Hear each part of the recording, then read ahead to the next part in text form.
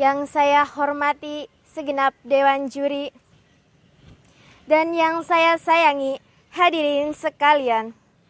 Natamasya ila Baghdad wala tansa ihmilu arribat iza kuntum umat Muhammad ajibu salami bin nasyad. Tahiyatan islamiyatan, tahiyatan ja'at min indillah, tahiyatan li ahlil jannah wala tahiyatan li ahlin nar. Salamun ala man ittaba'il huda. Assalamualaikum warahmatullahi wabarakatuh. Alhamdulillah, alhamdulillahi rafi'id darajah, ulil ilmi fi rif'atil aliyah, musahidit talibil ilmi ila raudatil jannah, ba'ithul malaikah liyatut tullabil ilmi birahmati wassakinah. Assalatu wassalamu ala ashrafil anbiya'i wal mursalin wa ala alihi wa ashabihi wa man tabi'ahum bi ihsani ila yaumil qari'ah. Amma ba'du. Segala puji kehadirat ilahi Rabbi yang telah memberikan kita nikmat tanpa henti.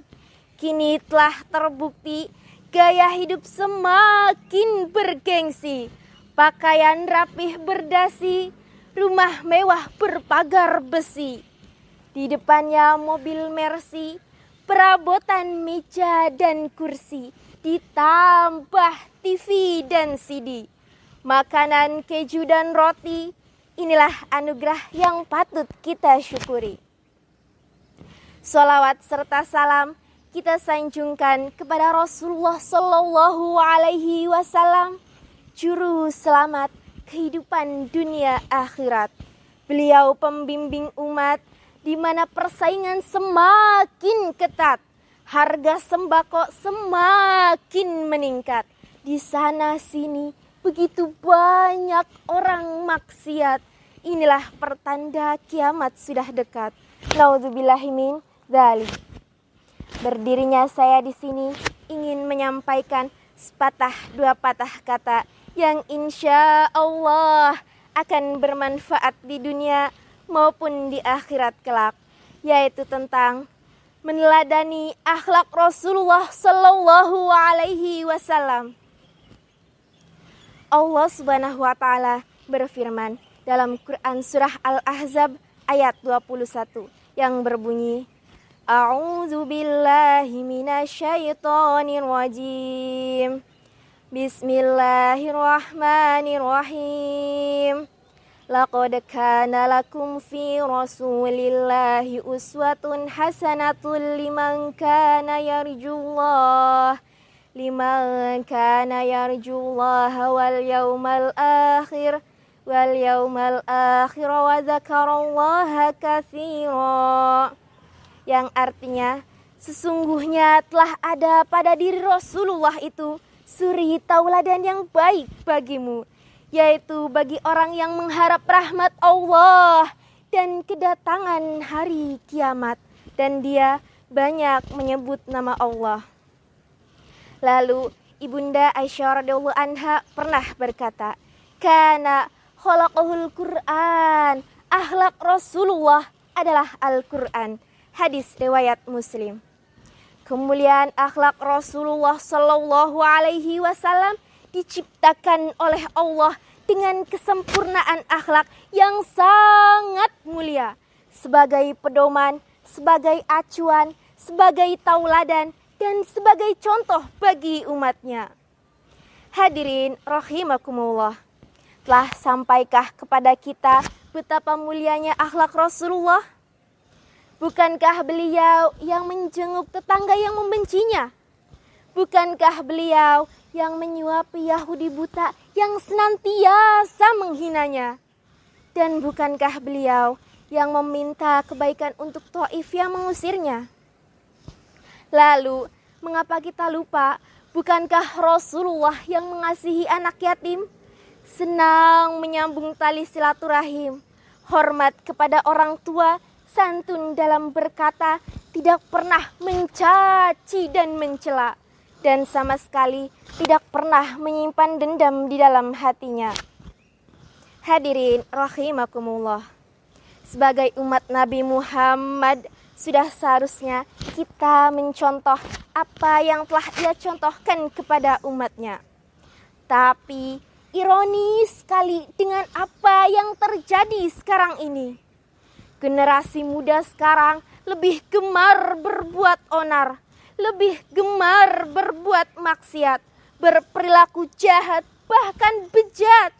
Tidak pernah sholat, banyaknya pengangguran, lebih memikirkan muka yang tampan daripada hati yang dermawan. Dan yang lebih parahnya lagi, tidak pernah, bahkan tidak bisa membaca Al-Quran. Naudzubillahi min dzalik. Jadi tidak heran lagi kalau ada manusia yang berbuat semena-mena karena mengandalkan kekuasaannya serta kekuatannya. Itu semua disebabkan karena tertutupnya jiwa keimanan yang ada pada diri mereka. Benar sekali, perbedaan kita dengan Rasul hanya pada kata sedikit saja. Kalau Rasul sedikit makan, kita sedikit-sedikit makan, betul? Kalau Rasul sedikit-sedikit membaca Al-Quran, kita sedikit membaca Al-Quran. Dan kalau Rasul sedikit-sedikit bersedekah, kita sedikit sekali bersedekah. Astagfirullahalazim. Dan jangan sampai kita terkena yang namanya sindrom ngaku-ngaku. Ngakunya muslim, siapapun dicaci, dimaki, dibenci. Ngakunya muslim, terjerat kasus korupsi. Ngakunya muslim, hartanya hasil mencuri. Ngakunya muslim, tidak pernah sholat dan mengaji. Islam semakin hari semakin tergerus arus modernisasi, liberalisasi, hingga demokrasi yang salah arti. Bahkan yang lebih parahnya lagi, Islam dipersepsikan sebagai agama teroris oleh akibat oknum yang cuma lewat doang. Pakaiannya rapi, jubahnya islami, tetapi perangainya kafir, hatinya munafik. Kelihatannya sopan santun, kelihatannya ramah, kelihatannya rajin sedekah, padahal tak lain dan tak bukan, itu hanyalah sebuah topeng belaka. Kejadian seperti itu pernah terjadi pada zaman Rasulullah SAW. Oleh karena itu disebutlah dalam sejarah Nabi sebagai zaman jahiliyah atau zaman kebodohan.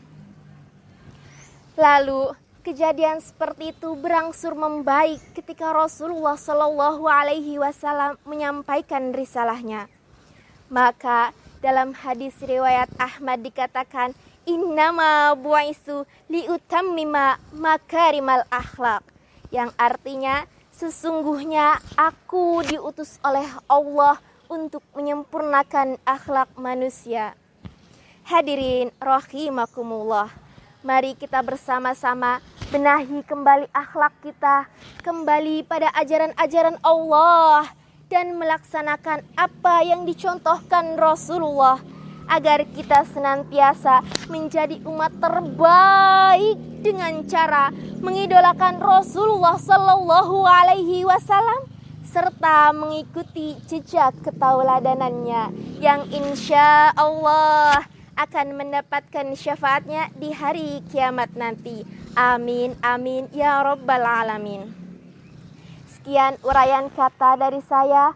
Mohon maaf atas segala kesalahan dan kekhilafannya. Yang benar datangnya dari Allah dan yang salah datangnya dari saya pribadi. Terima kasih atas perhatiannya. Akhir kata, ungdur maqala wala tangdur man qala. Ada sedikit pantun penutup. Kalau ada sumur di ladang, bolehlah kita menumpang mandi. Kalau ada umur yang panjang, bolehlah kita berjumpa lagi. Nun wal qalami wa ma yasturun, wallahu wafiq ila aqwamit thoriq, fastabiqul khairat. Dan akhirnya, wassalamualaikum warahmatullahi wabarakatuh.